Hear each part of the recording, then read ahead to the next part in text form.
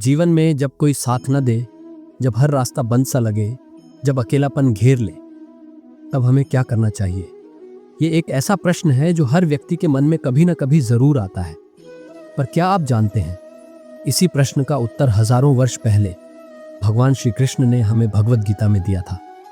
श्री कृष्ण कहते हैं कि यह संसार नश्वर है और यहाँ कोई भी चीज स्थायी नहीं है। लोग आते हैं, जाते हैं, परिस्थितियां बदलती हैं, सुख दुख जीवन का हिस्सा है।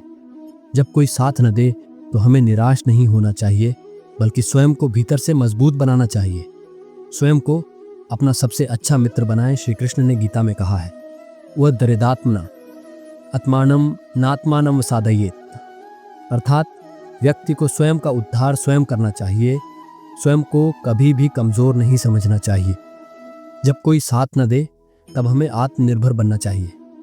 हमें अपनी सोच को मजबूत करना होगा और यह समझना होगा कि जीवन का असली सहारा केवल हमारी आत्मशक्ति और ईश्वर का आशीर्वाद है। भगवान के साथ का अनुभव करें। कभी कभी हमें लगता है कि हम अकेले हैं, लेकिन वास्तव में हम कभी अकेले नहीं होते। श्री कृष्ण कहते हैं कि जो भक्त सच्चे मन से उनका ध्यान करता है, वे कभी उसका साथ नहीं छोड़ते। गीता में उन्होंने कहा है, अनन्याश्चिन्तयन्तो मां ये जनाः पर्युपास्ते। जो व्यक्ति अनन्य भाव से भगवान की शरण में जाता है, उसका कोई अहित नहीं होता। जब संसार हमें छोड़ देता है, तब भगवान हमें संभालते हैं।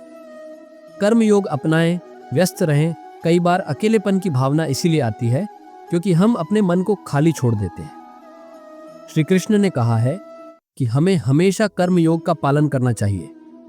जब हम किसी अच्छे कार्य में व्यस्त रहते हैं तो नकारात्मक विचार हम पर हावी नहीं हो पाते।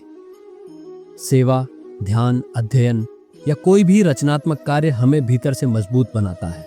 संगति का प्रभाव समझें। अगर आपके जीवन में ऐसे लोग हैं जो केवल स्वार्थ के कारण आपके साथ थे और अब आपको छोड़ चुके हैं, तो इसे एक आशीर्वाद मानिए। श्री कृष्ण ने कहा है कि सही संगति ही व्यक्ति को सही मार्ग पर ले जाती है। जब लोग हमें छोड़ते हैं तो इसका मतलब है कि वे हमारी आत्मा की उन्नति के लिए आवश्यक नहीं थे। ये समय अपने आसपास सही लोगों को चुनने और स्वयं को ईश्वर के साथ जोड़ने का है। विनम्रता और धैर्य को अपनाएं। भगवान श्री कृष्ण ने अर्जुन को कहा था कि जीवन एक युद्ध भूमि है और हर व्यक्ति को अपने संघर्ष स्वयं करने होते हैं। परंतु इसका अर्थ यह नहीं कि हमें क्रोधित या निराश होना चाहिए, बल्कि हमें धैर्य रखना चाहिए। कठिन समय में धैर्य ही हमें सही निर्णय लेने की शक्ति देता है। असली खुशी का स्रोत पहचानें।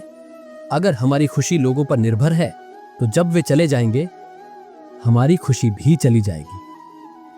श्री कृष्ण हमें सिखाते हैं कि असली आनंद भीतर से आता है। जो व्यक्ति आत्मसंतोष प्राप्त कर लेता है, उसे फिर बाहर से किसी चीज की आवश्यकता नहीं होती। ईश्वर की योजना पर विश्वास रखें। भगवान श्री कृष्ण कहते हैं कि हर चीज किसी कारण से होती है। अगर कोई आपका साथ छोड़कर चला गया है, तो हो सकता है कि भगवान आपके लिए इससे भी बेहतर कुछ लेकर आने वाले हैं। हमें उनकी योजना पर पूर्ण विश्वास रखना चाहिए और अपने जीवन को आगे बढ़ाना चाहिए। ध्यान और आत्मचिंतन का अभ्यास करें। ध्यान और आत्मचिंतन हमें हमारे भीतर छिपी शक्ति का एहसास कराते हैं। जब हम ध्यान करते हैं तो हम अपनी आत्मा से जुड़ते हैं और ये महसूस करते हैं कि हम कभी अकेले नहीं हैं। जीवन को ईश्वरीय दृष्टि से देखें। जो कुछ भी हमारे जीवन में घटित हो रहा है, वह एक ईश्वरीय योजना का हिस्सा है। हमें इसे नकारात्मक रूप में देखने के बजाय इसे एक नई संभावना के रूप में देखना चाहिए। जब कोई हमें छोड़कर चला जाता है, तो इसका अर्थ है कि हमारा अगला अध्याय शुरू होने वाला है। अपने भीतर भक्ति भाव जगाएं। भक्ति का मार्ग हमें ईश्वर के करीब लाता है और हमारे मन को शांत करता है। जब हम पूर्ण समर्पण के साथ ईश्वर की शरण में जाते हैं, तो हमारे भीतर से सभी भय और चिंता समाप्त हो जाते हैं। अब यह आप पर निर्भर करता है कि आप श्री कृष्ण के इन उपदेशों को अपने जीवन में कितना अपनाते हैं। क्या आप अपने अकेलेपन को अपनी ताकत बना सकते हैं? क्या आप स्वयं को भीतर से मजबूत कर सकते हैं? अगर यह वीडियो आपको पसंद आया हो तो इसे जरूर लाइक करें, अपने दोस्तों और परिवार के साथ साझा करें और कमेंट में बताएं कि आपको श्री कृष्ण के कौन से उपदेश सबसे ज्यादा प्रेरणादायक लगते हैं। बोलो जय श्री राधा कृष्ण।